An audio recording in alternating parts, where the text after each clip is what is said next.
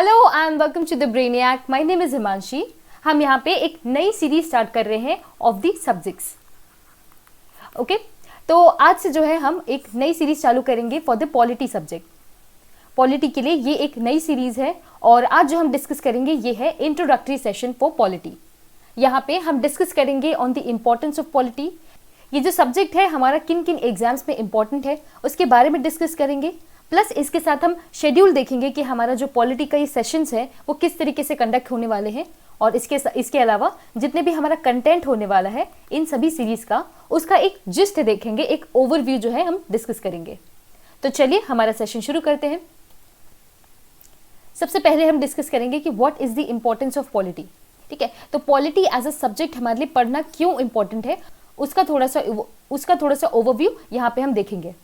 देखिए, जितने भी अभी रीसेंट एग्जाम्स हम देखते हैं, जितने भी आप रीसेंट एग्जाम्स देख लें, चाहे वो बैंकिंग का हो, एसएससी का हो, पीएससी का हो, यूपीएससी का हो, सभी में आप जानते हैं कि सबसे ज़्यादा जो वेटेज है वो करंट अफेयर्स की दी जाती है। सबसे ज़्यादा वेटेज करंट अफेयर्स को दी जाती है। सेकेंड जो वेटेज आती है वो हमारी सब्जेक्ट्स में आती है। सब्जेक्ट्स में भी अगर आप एनालाइज करें तो आपको पता चलेगा कि काफ़ी ज़्यादा वेटेज पॉलिटी को दिया जाता है। ओके, तो पॉलिटी एज अ सब्जेक्ट बहुत ज़्यादा इंपॉर्टेंट है हमारे लिए क्योंकि उसका वेटेज ज़्यादा होता है। ठीक है, दूसरा पॉइंट यहाँ पे है कि हमें पॉलिटी पढ़ने की ज़रूरत इसलिए है क्योंकि ये जो सब्जेक्ट है ये थोड़ा सा फैक्चुअल ज़रूर होता है। फैक्चुअल कहने का मतलब जैसे कॉन्सेप्ट्स डेफिनेटली यहाँ पे होते हैं कि प्रेसिडेंट क्या होता है, कौन होता है, क्या होता है पार्लियामेंट्री सिस्टम का मतलब, एग्जैक्टली प्रियम्बल का मतलब क्या होता है, मतलब आप इन सब चीज़ों का मतलब तो डेफिनेटली आप समझेंगे, कॉन्सेप्ट्स आपको समझ में आ जाएंगे। लेकिन जो सवाल आपके क्वेश्चंस आते हैं एग्जाम में जो आते हैं उनमें क्या क्वेश्चन पूछते हैं, आर्टिकल कौन सा है प्रेसिडेंट के इलेक्शन का। ठीक है, तो आपसे क्या क्वेश्चन पूछ रहे हैं, यहाँ पे आर्टिकल बेस्ड क्वेश्चन पूछ रहे हैं, फंडामेंटल राइट्स कितने हैं उसका नंबर का क्वेश्चन पूछ रहे हैं। तो इसमें क्या समझ में आता है कि फैक्चुअल ज़्यादा क्वेश्चन पूछे जाते हैं। अब दूसरी बात, क्योंकि ये चीज़ फैक्चुअल होती है तो सबसे ज़्यादा इंपॉर्टेंट पॉइंट होता है यहाँ पे रिविजन का। ठीक है, पर्सनल एक्सपीरियंस अगर मैं आपको बताऊं तो मैंने करीब 25 से 30 टाइम्स जो है इस सब्जेक्ट को ओवरऑल रिवाइज किया हुआ है। एज अ होल पॉलिटी मैंने पढ़ा हुआ है। But even then there are times जब ये जो है आपको याद नहीं आते हैं, there are times when you tend to forget about the articles. तो सबसे ज़्यादा इंपॉर्टेंट क्या होता है कि आप इसे रिवाइज करें। ओके, तो रिविजन के लिए बहुत ज़्यादा इंपॉर्टेंट है कि आप सबसे पहले उस सब्जेक्ट को ओवरऑल कंप्लीट करें। उसके बाद आपको करना है कि आपको नोट्स बनाने हैं।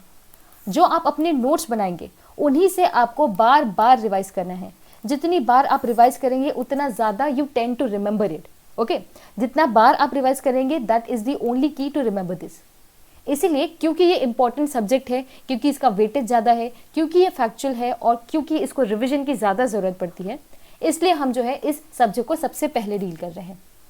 ठीक है, अगला हम देखेंगे कि किन किन एग्जाम्स में ये इंपॉर्टेंट है। जैसे फॉर एग्जांपल एसएससी की एग्जाम हो गई, आपकी जितनी भी पीएससी की एग्जाम्स होती है, जितनी भी स्टेट बेस्ड एग्जाम्स होती हैं, जैसे फॉर एग्जांपल सीजीपीएससी हो गया, एमपीपीएससी हो गया, यूपीपीएससी हो गया, बिहार पीएससी हो गया, इन सभी जो पीएससी के एग्जाम्स होते हैं यहाँ पे दो पार्ट्स पूछे जाते हैं।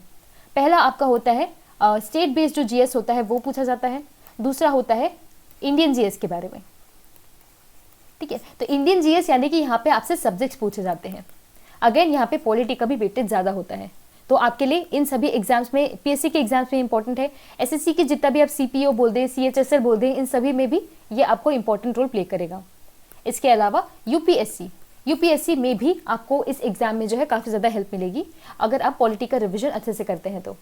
ओके, तो इससे क्या होगा कि आपको इन सभी एग्जाम्स में हेल्प मिलेगी जब आप पॉलिटी का सब्जेक्ट ओवरऑल स्टडी करते हैं।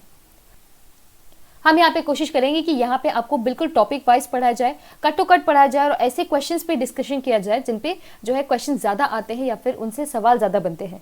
ओके, तो ये दोनों चीज़ें हमने डिस्कस कर ली। अब आता है हमारा पार्ट कि हम क्या क्या इसमें कंटेंट पढ़ने वाले हैं या फिर क्या क्या जो है एक्चुअल हमारे इस सब्जेक्ट में सीरीज़ में हम क्या क्या टॉपिक्स डिस्कस करेंगे। सबसे पहले देखिए है मेकिंग ऑफ द कॉन्स्टिट्यूशन, यानी कि यहाँ पे हम बात करेंगे कि किस तरीके से हमारा संविधान जो है आज के डेट में उसकी नींव गढ़ी गई है। यहाँ पे हम देखेंगे कि कौन वो पहले हमारे लीडर थे जिन्होंने सबसे पहले कॉन्स्टिट्यूशन की बात की थी। इसके बाद हम देखेंगे कि क्या क्या प्रोसेस हुआ, कब ऑगस्ट ऑफर आया, कब उसके बाद दूसरा ऑफर आया और किस तरीके से ये पूरा एक प्रोसेस चला, तब जाके आखिरी में बात हुई कि हाँ हम अपना खुद का कॉन्स्टिट्यूशन बना सकते हैं। ये आपका जो है हिस्ट्री में भी आप डिस्कस कर सकते हैं। हिस्ट्री में आपको यहाँ पे और डीप में बताया जाएगा, यहाँ पे आपको थोड़ा सा जिस्ट में और थोड़ा सा ओवरव्यू के तरीके से दिखाया जाएगा। ओके, इसी के अंदर हम कोशिश करेंगे कि कॉन्स्टिट्यूएंट असेंबली को भी डील करें। कॉन्स्टिट्यूएंट असेंबली जिसने बैठ के हमारा कॉन्स्टिट्यूशन बनाया है, इसके हेड कौन थे, प्लस इनकी कमिटीज, इनकी कौन सी कमिटीज को किसने हेड किया था और कितने मेंबर्स थे, वो सब चीजें जो है हम इसमें डिस्कस करेंगे। ओके, अगला टॉपिक है हमारा important acts before the formation of constitution. ये तो ओवरऑल हिस्टोरिकल यहाँ पे आप फॉर्मेशन देख रहे हैं, बट मीनवाइल काफी सारे यहाँ पे एक्ट्स भी आए थे, जैसे कि आपका रेगुलेटिंग एक्ट आ गया, इंडियन काउंसिल्स एक्ट आ गया, गवर्नमेंट ऑफ इंडिया एक्ट आ गया। तो ये सारे जो एक्ट्स हैं ये बहुत इंपॉर्टेंट है और यहाँ से डायरेक्टली क्वेश्चन पूछते हैं कि ये पर्टिकुलर फीचर जो है ये कौन से एक्ट से पूछा गया है। तो उन सभी सवालों के जवाब हम इन सेशन में जो है देखेंगे। अगला है सेलिएंट फीचर्स की बात। तो सेलिएंट फीचर्स में हम क्या देखेंगे कि हमारा जो संविधान है, हमारा जो कॉन्स्टिट्यूशन है, उसका एक्चुअल ओवरऑल मीनिंग क्या है, या फिर हमें कॉन्स्टिट्यूशन ऑफर क्या कर रहा है, बताता क्या है, उसका कैरेक्टर क्या है। तो वो सारे फीचर्स जो है कि हम पार्लियामेंट्री फॉलो करते हैं, हमारे यहाँ पे फंडामेंटल राइट्स हैं, ये तरीके हैं, हम यहाँ पे प्रेसिडेंट को इलेक्ट करते हैं, ये सारी चीज़ें जो है एक फीचर्स के रूप में हम कुछ पॉइंट्स के रूप में इन्हें डिस्कस करेंगे। अगला देखिए, ये पॉइंट है शेड्यूल्स का। आप सभी को पता होगा कि हमारे कॉन्स्टिट्यूशन में 12 शेड्यूल्स दिए गए हैं, ठीक है। तो इसमें हम कोशिश करेंगे कि इन सभी शेड्यूल्स को डिस्कस करें, इन सभी को हम याद भी करें, साथों साथ इन्हें याद भी करें, प्लस इसके साथ जितने अमेंडमेंट्स हुए हैं और किस किस तरीके की इससे जो है रिलेटेड इंफॉर्मेशन बन सकती है, किस किस इससे रिलेटेड क्वेश्चंस बनते हैं, वो सब हम इसमें देखेंगे। अगला है सोर्सेज के बारे में। देखिए, हम सभी को पता है कि हमारा जो कॉन्स्टिट्यूशन है, Indian constitution, it has been an inspiration, it has taken inspiration from a lot of other countries. तो ये जो पर्टिकुलर सोर्सेज ऑफ कॉन्स्टिट्यूशन का टॉपिक है, ये बहुत ज़्यादा इंपॉर्टेंट है। There have been a lot of questions from this particular section. यहाँ पे आपसे पूछ लिया जाएगा कि डीपीएसपी आपने किस स्टेट से इंस्पायर होकर अपने यहाँ पे बनाया है, या फिर कहाँ से आपने बोरो किया है। आपसे ऐसे ही पर्टिकुलर क्वेश्चंस पूछ लेते हैं कि ये पर्टिकुलर आपने किस कंट्री से बोरो किया है। तो ये जो सोर्सेज वाला सेक्शन है बहुत ज़्यादा इंपॉर्टेंट है। ओके, अगला देखिए प्रियम्बल। प्रियम्बल का मतलब होता है किसी भी चीज़ का इंट्रोडक्शन। इसका मतलब हम और अच्छे से हमारे सेशन में समझेंगे। देखिए, जब भी आप कोई नॉवल पढ़ते हैं तो वहाँ पे आपको बुक के आखिरी में कुछ लाइंस में दिया जाता है कि उस बुक का मतलब क्या है, या फिर वो बुक में ऑफर क्या कर रहे हैं, ठीक है। तो उसी का इंट्रोडक्शन, वैसे ही नॉवल का जो इंट्रोडक्शन होता है, हमारा कॉन्स्टिट्यूशन भी एक बुक है, उसे भी एक इंट्रोडक्शन की जरूरत है। तो उसका इंट्रोडक्शन कहना चाहिए, वो है प्रियम्बल। प्रियम्बल से किस तरीके के क्वेश्चन बनते हैं वो सब हम यहाँ पे डिस्कस करेंगे।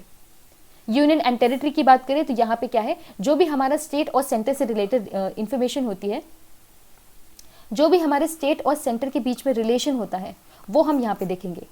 कितने पावर है जो कि स्टेट के पास होते हैं, कितने पावर है जो सेंटर स्टेट को डेलीगेट कर सकती है, क्या क्या स्टेट के पास जो है लिस्ट होती है, क्या क्या सेंटर के पास लिस्ट होती है, ये सब कुछ जो है हम इस पर्टिकुलर सेक्शन में देखेंगे। ओके, देखिए अगला है फिर सिटीजनशिप। सिटीजनशिप जो है अभी फिलहाल काफ़ी ज़्यादा न्यूज़ में रहा है because of Jammu and Kashmir issue, because of also north eastern region, ठीक है। तो ये पर्टिकुलर जो कॉन्सेप्ट है इसमें हम देखेंगे, इस सेक्शन में हम देखेंगे कि कब हम किसी इंडिविजुअल को अलाउ करते हैं कि वो हमारे इंडिया के जो है नागरिक बनने योग्य बनता है। तो ये इन सभी का जो सवाल है, क्या क्या प्रोसेस होते हैं, वो सब हम इस सिटीजनशिप के चैप्टर में देखेंगे।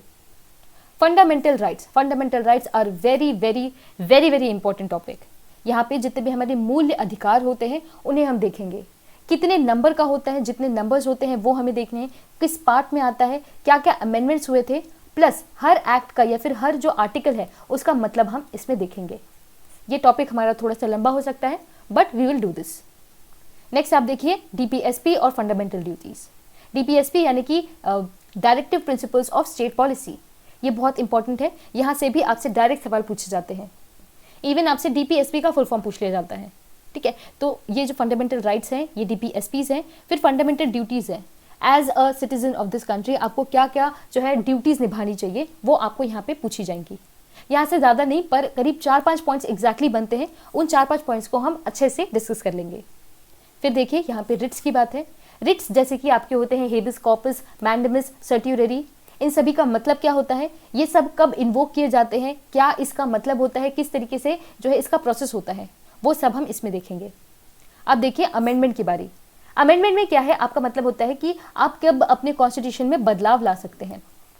बदलाव लाने का मतलब कि क्या आप अपने कॉन्स्टिट्यूशन को पूरी तरीके से चेंज कर सकते हैं, क्या आप जो है सिर्फ कुछ चेंजेस कर सकते हैं, या फिर आप पूरी तरीके से कॉन्स्टिट्यूशन को बदल सकते हैं। ये जो मतलब है, ये जो बदलाव है, ये जो चेंज है, ये किस तरीके से होता है, ये इन सभी क्वेश्चन का जवाब हो गया। और क्या क्या प्रोसेसेस होते हैं आपके, कि किन किन तरीक़ों से आप जो है अमेंडमेंट ला सकते हैं, कितने हमारे इंपॉर्टेंट अमेंडमेंट्स रहे हैं अभी तक, उन सबको भी हम इस अमेंडमेंट का जो टॉपिक है उसमें डिस्कस करेंगे। अगला है बेसिक स्ट्रक्चर से। देखिए ये जो टॉपिक है पर्टिकुलरली ये यूपीएससी के कॉन्सेप्ट में बहुत ज़्यादा इंपॉर्टेंट होता है।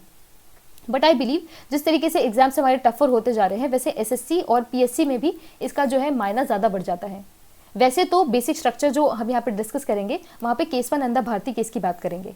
This was one of the turning points in the constitution of India.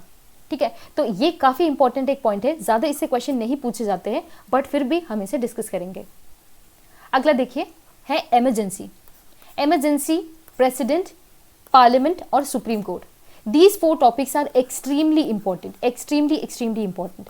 क्यों? क्योंकि यहाँ से इतने ज़्यादा क्वेश्चंस पूछे जाते हैं इमरजेंसी से रिलेटेड। कितने टाइप की इमरजेंसीज होती हैं, क्या क्या उनके आर्टिकल होते हैं, किस तरीके से उन्हें लागू किया जाता है, वो सब आपके जो क्वेश्चंस हैं इतने ज़्यादा इंपॉर्टेंट है कि आप किसी भी जो है एग्जाम में इन्हें एक्सपेक्ट कर सकते हैं। उतना ही ज़्यादा इंपॉर्टेंट है प्रेसिडेंट। वैसे तो सभी इंपॉर्टेंट है, but president is also very very important. इन्हें किस तरीके से इलेक्ट किया जाता है, किन किन आर्टिकल्स में इन्हें मेंशन किया जाता है, क्या क्या इनके पावर होते हैं, गवर्नर के साथ इनके पावर्स के साथ कंपैरिजन, ये सब जो है ये बहुत ज़्यादा इंपॉर्टेंट है। और ये सेशन आपको डेफिनेटली देखना है ताकि हम जो है इंपॉर्टेंट क्वेश्चंस को भी डिस्कस कर सकें।